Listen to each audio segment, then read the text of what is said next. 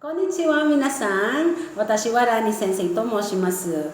Kyou wa atarashi jugyo ga arimasu. For today, I decided to make a video about conjugations of keiyoushi or adjectives. Alright.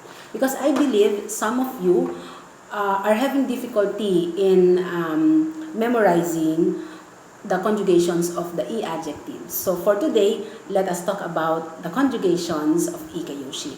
So for the conjugations, we have four. We have the present positive, present negative, past positive, and past negative. So we'll be tackling all the conjugations or the tenses of those, of the four tenses of the adjectives. Okay? So let us begin. Now, let's talk about first the present positive. Present positive. Now, if we're talking about adjective, definitely all those adjectives that end in belong to adjective. Okay? Now, for this example, we have here atsui desu. Atsui is hot and it ends in So that is why it is adjective. Atarashi desu is new.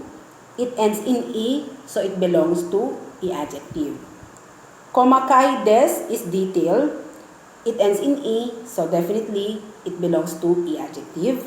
And des is good.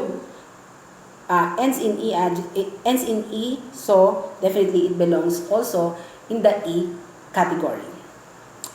And those adjectives that ends in des are all in present positive. Atsui desu is hot. Atarashi desu is new. Komakai desu is detail. And desu is good. So this is the present positive of the keiyoushi. Now, let us try to make a sentences using the keiyoushi in the present positive sentence. Okay. For example, kyou wa samui desu. Kyou wa samui desu.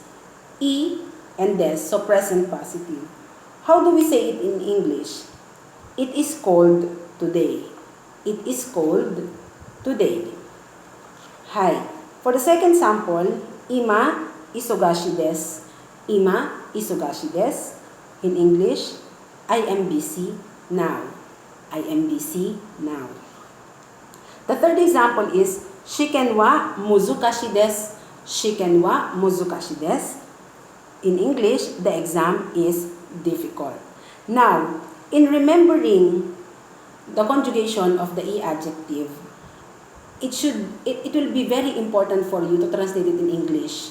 Okay, if the linking verb is appears at the sentence, definitely your sentence is in present positive. Okay, now let us move on to the present negative. The present negative. Now, how do we conjugate it in this tense? Okay, present negative. The adjective samui, which is cold, if you're going to drop the that will give you samu. If this is samui, drop the it will become samu. And if you add kunai, kunai makes it negative. So, it will be samu kunai. When you say samu kunai, not cold. Because samu is positive cold, samu kunai is not cold. So that's how we conjugate it into negative. Let me give you another example. This one is omoshiroi. Interesting. Omoshiroi. The rule is first drop the that will give you omoshiro. Add kunai for the negative, that will give you omoshiro kunai. Drop the add kunai. Omoshiro kunai. Not interesting. Omoshiro kunai, not interesting. Be careful always in conjugating it into the negative tense because you need to always drop the and add kunai. So, that will give you the present negative of your keiyoushi.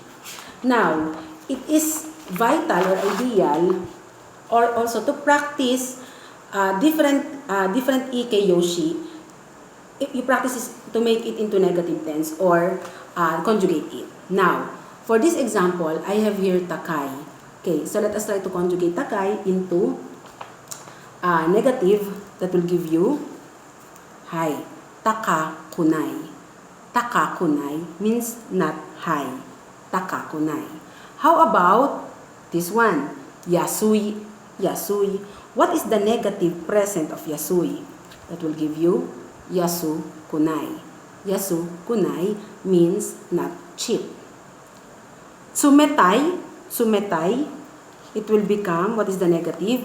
Tsumeta kunai. Tsumeta kunai. Drop the i. That will give you not cold.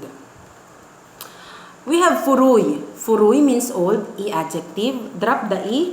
Furu kunai. Add kunai. That makes it not old. And warui is bad. Warui is bad. If you're going to drop the i and you add kunai, waru kunai, not bad. Okay. That is how we conjugate it into present negative. Drop the i, add kunai. Okay. Now, let us try to have sample negative sentences here. Okay, I have here, the mountain is not high. Is not high. So, still, the sentence is in present negative. The mountain is not high. Yamawa taka kunai desu. Yamawa taka kunai desu. Is still in the present negative. What makes it negative is because of the kunai. The second sentence is, the bag is not cheap. The bag is not cheap. Is not cheap. Kabangwa yasu kunai desu. Yasu kunai desu. Don't forget to drop the i and add kunai to make it negative. Now for the third example, we have the house is not small. Not small. And small is chisai. But you're going to make it into negative. That will give you uchiwa chisa kunai desu. Uchiwa chisa kunai desu. Drop the i, add kunai. That's very simple, right? Well, that's only for sample negative sentence. Now, what about past positive? When you say past positive, we're talking about the past events, and it includes the was or the were. It depends if the subject is in predicate or the subject is in plural or singular rather. Now, let's talk about past positive of I adjective. Okay? I have here the word hikui, hikui, which means low, hikui. Again, drop the i, it will give you hiku. And add kata, it will give you hikukata, hikukata. Was low, hikukata. Drop the i, add kata, hikukata, was low. Next one is shiroi, white. And I wanted to say that was white maybe before was white. Okay. Now, shiroi, drop the i, it will give you shiro plus kata, shiro kata. Was white. Don't forget to drop the i and then add kata. Kata makes it in past tense. Okay. Now, let's conjugate the following I adjective into past positive. Oishi, oishi is delicious. Drop the i, that will give you oishikata, was delicious. Oishikata, was delicious. Okay, the second sample is akai, akai means red. And I wanted to say was red. So, drop the i, aka, add kata. Akakata was red. Akakata. Kuroi, black. Was black, you drop the i, that will give you kurokata, was black. Now, it's important as well to use those words in sentences. So I prepared here sample sentences with the past positive. The first sample is, the sushi was delicious. The sushi was delicious. You're done with eating sushi and you find it very delicious. So you will say, the sushi was delicious. And the keyword is was. And because we have was, you should have kata in your Nihongo. Alright, in your sentence. The sushi was delicious. O sushi wa oishikatta desu. O sushi wa oishikatta desu.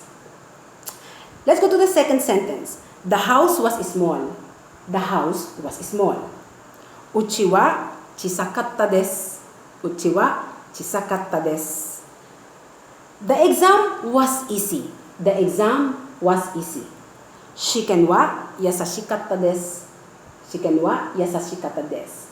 Always bear in mind that if you are going to translate the Japanese sentence in English, if there is a word was in your English, there should be a kata in your Japanese. Please bear that in your mind.